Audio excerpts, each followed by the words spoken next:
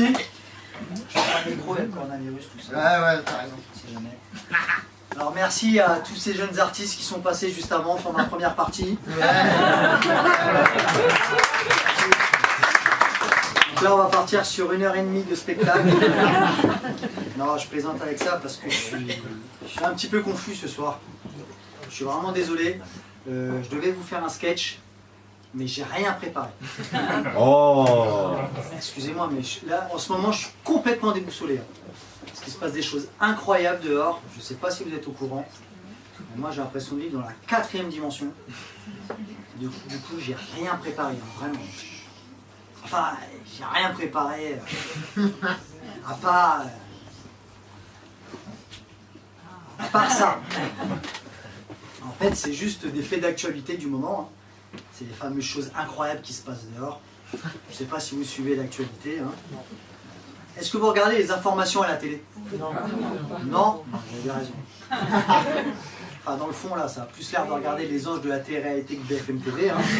Je ne juge pas. Ok, il n'y a pas de grande différence. Hein.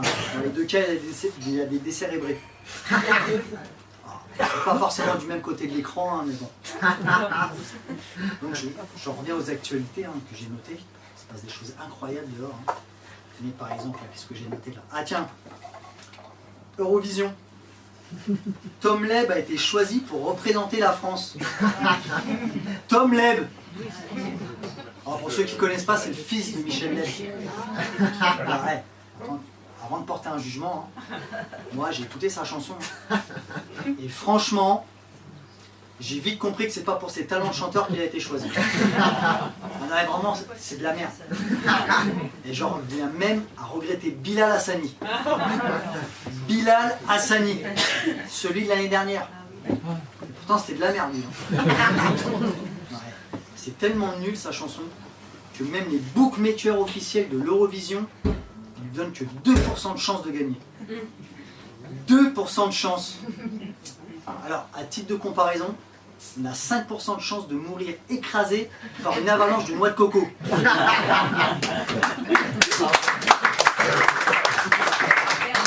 Autant vous dire que c'est pas pour cette année encore une fois.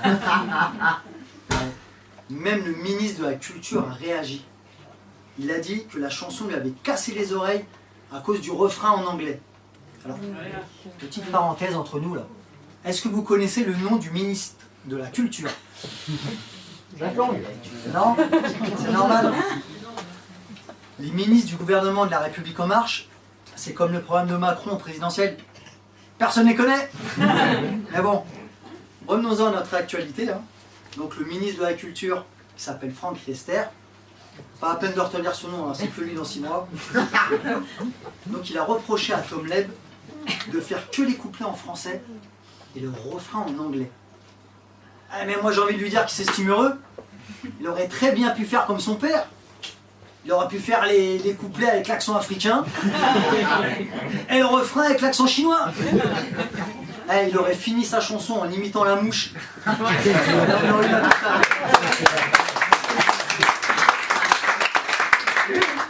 N'empêche que peut-être qu'il aurait une chance de gagner avec ça. Non mais tout le monde a réagi sur sa chanson, beaucoup de monde en a parlé.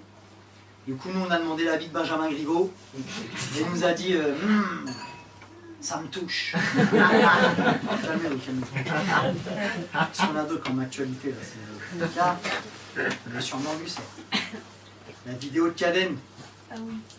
L'enfant atteint de nanisme est victime de harcèlement à l'école. Vous l'avez vu sa vidéo? C'était émouvant. Hein. Ça a bouleversé énormément de monde. Hein. Et même Nadine Morano a été émue. Elle a même tweeté un petit câlin de Joséphine Ange Gardien lui ferait le plus grand bien.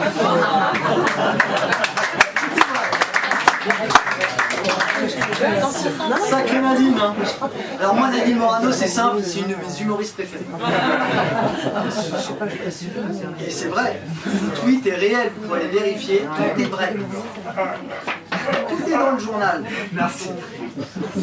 Alors les parents du petit Caden, hein, suite à cette vidéo, ils ont décidé de faire une cagnotte pour le soutenir.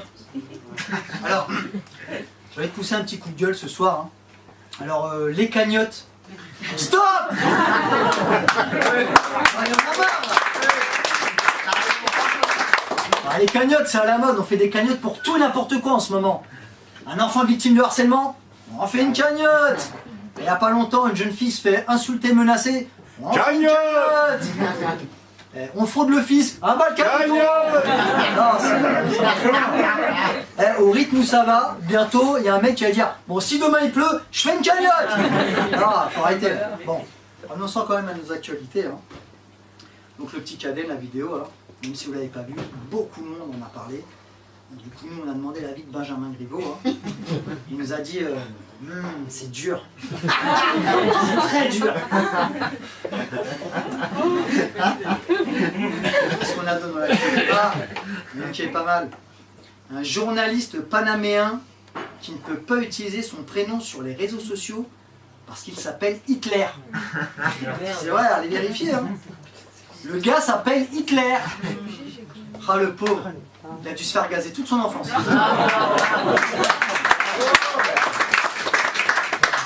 N'empêche que ses parents, ils ont sûrement...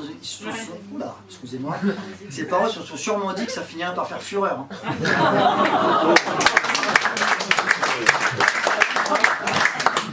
Alors Nadine Morano n'a pas réagi. Hein.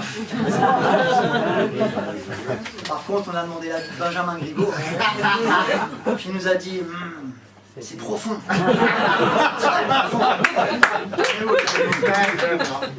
Qu'est-ce qu'on a d'autre là encore là? Ah tiens. Triste France. Avant, on faisait des plaques commémoratives pour les hommes et les femmes qui avaient fait des grandes choses pour la France et pour l'humanité.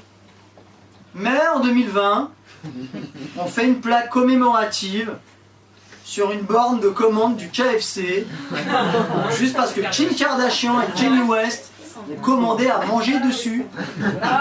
Sérieusement?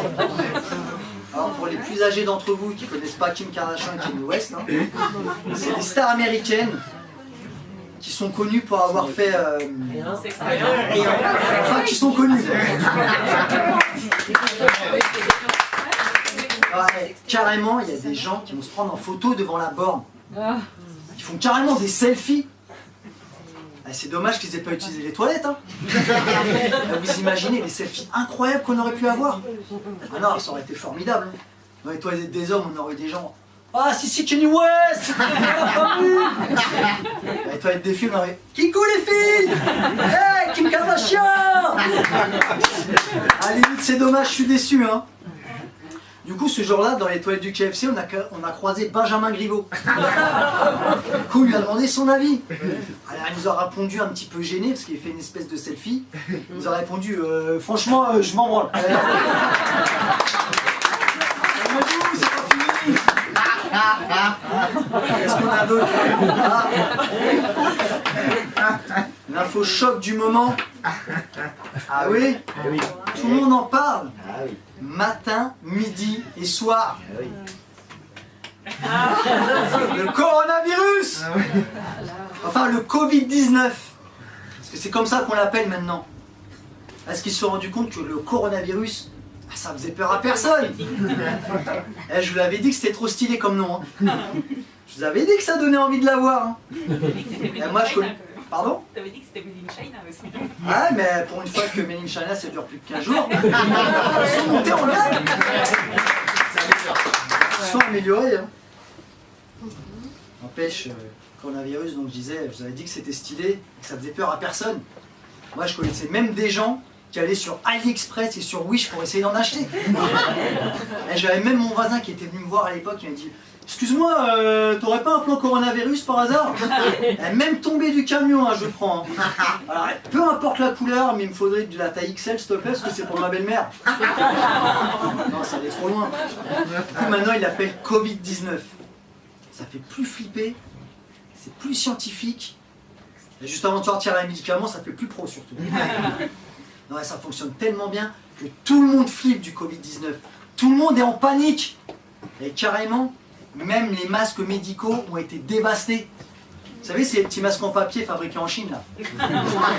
On n'en trouve plus nulle part. Tout le monde est en panique, tout le monde flippe, je vous dis. Les gens font même des dépistages. Ils veulent savoir s'ils l'ont. Ah ouais. ça fait tellement flipper. Et toute l'année, il existe des maladies graves, tout le monde s'en fout, mais tout le monde a peur du Covid-19. Carrément, ils vont voir leur médecin pour faire des tests. Monsieur, vous êtes positif. Quoi? J'ai le coronavirus? Le quoi? Le Covid-19? Non, séropositif. Vous êtes séropositif, vous avez le sida. Ah ouf, vous m'avez fait peur.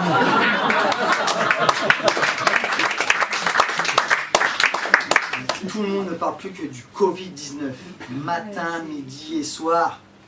Alors du coup, on a demandé l'avis de Benjamin Griveaux. Il nous a répondu, il faut avoir la situation bien en main. Alors, ok, je vois venir depuis le début, là, tout le monde, là. Benjamin Griveaux, c'est bon, stop, il y en a marre, tout ça. Alors c'est vrai, vous avez raison.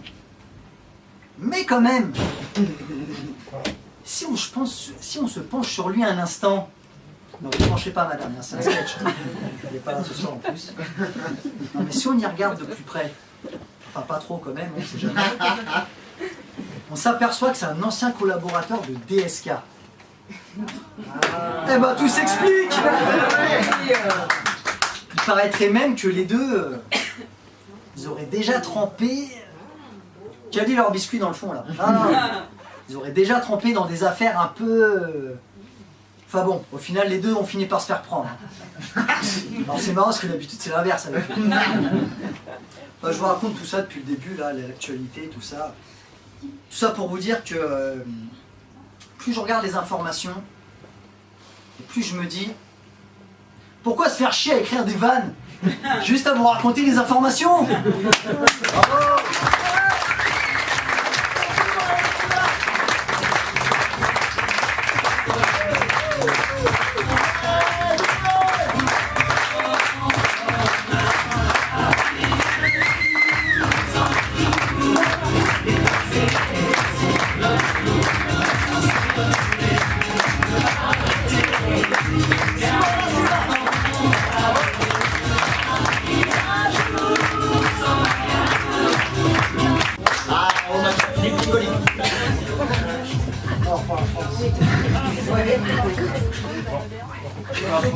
Le pauvre. Attaque.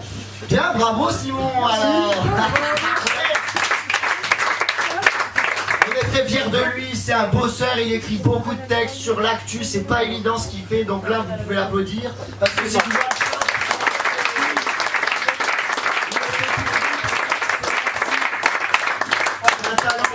d'écrire sur l'actu, c'est pas évident, donc bravo, je te félicite, c'est un gros bosseur, il écrit les textes, il bosse avec nous le mardi soir au cours de stand-up, il a plein d'actualités, il est en train d'écrire son spectacle, et on le retrouvera quand à l'artiserie, monsieur? Le 25 avril. Ah, c'est pas vrai. Le 29 mai.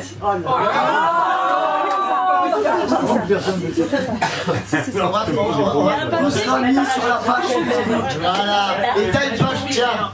J'ai une page Facebook. Comment ça? Ouais, Oudon, on nique tout. Ouais, t'as une page Facebook, toi. Tout à fait, une page Facebook, donc Simon Da Silva, c'est facile à trouver. Ouais, bien sûr. Plein. J'ai ma page, j'ai aussi une chaîne YouTube, le lien est dans la page. J'ai toujours mon livre aussi de blagues qui est à vendre, le lien aussi sur la page, donc n'hésitez pas. Et j'ai pas encore tourné en Chine, mais ça va. Bravo, merci.